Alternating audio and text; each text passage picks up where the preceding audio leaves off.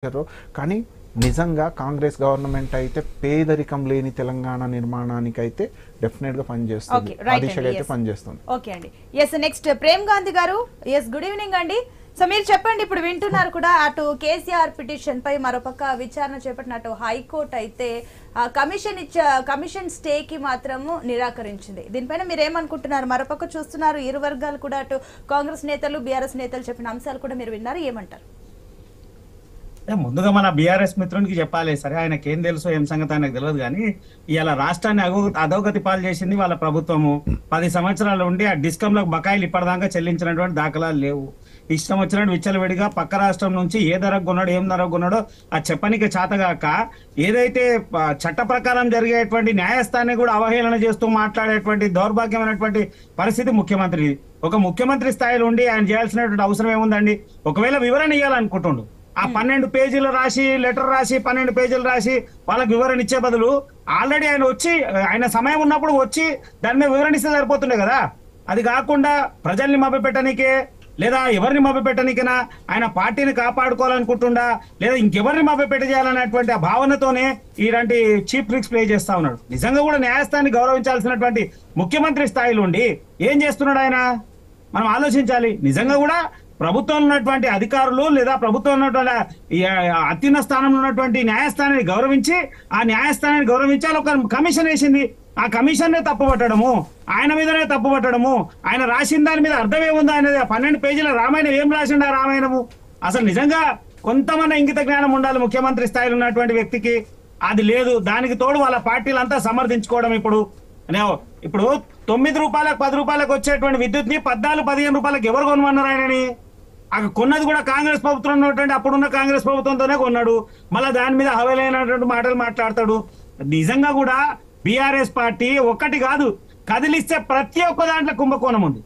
కేసీఆర్ కుటుంబము ప్రతి అంశంలో, అది ఏ అంశం కూడా మీరు తీయండి, కాళేశ్వరం తీసుకోండి, విద్యుత్ కొనుగోలు చూసుకోండి, లేదా ఫోన్ ట్యాపింగ్ అనుకోండి, ప్రతి అంశంలో వాళ్ళ కుటుంబం చుట్టూ మాత్రమే తిరుగుతా ఉన్నాయి పరిస్థితులు ఉన్నాయి.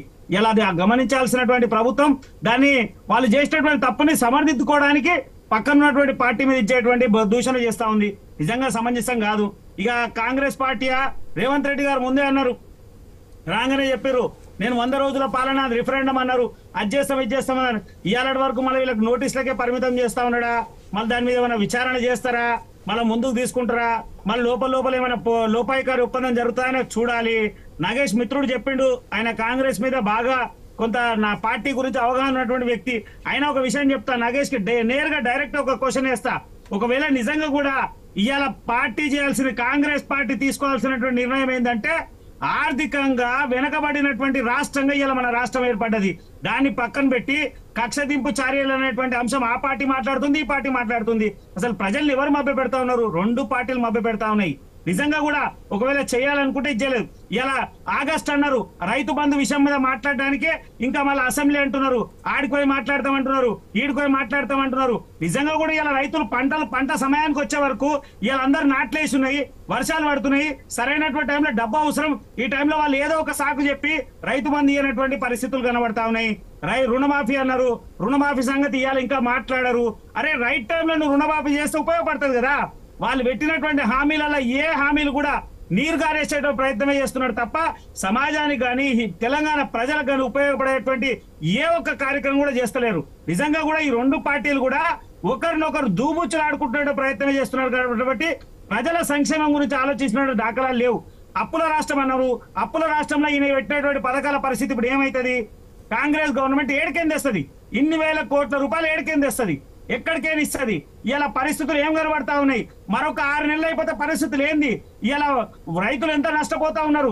ఎంతో మంది ఇలా అందరూ వర్షాలు రాక ఇబ్బంది పడతా ఉంటే, కొంతమంది నాట్లేసిన తర్వాత ఇబ్బంది, ఆర్థిక ఇబ్బందులతో ఎట్లా సతమతం అవుతారు?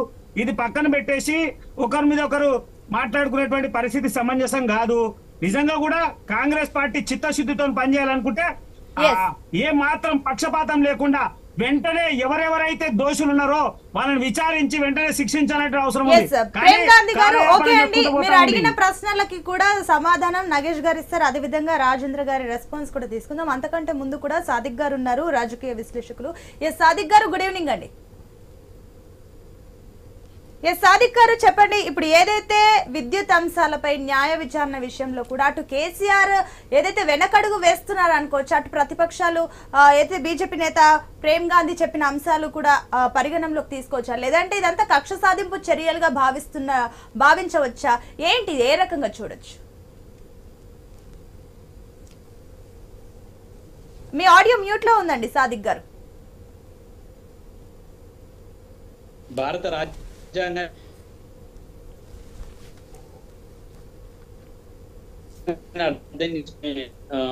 కోణంలోకి వెళ్ళి ఈ విషయం మన భారత సంబంధించి పరిపాలనకు సంబంధించి ఏ విషయమైనా కానివ్వండి, పరిపాలనకు సంబంధించి ఏ విషయమైనా కూడా మనకి లెజిస్లేచరు, తర్వాత ఇండిపెండెంట్ జుడిషియరీ, తర్వాత ఎగ్జిక్యూటివ్ ఉంటుంది. ఖచ్చితంగా అడిగే హక్కు న్యాయస్థానానికి ఉంది.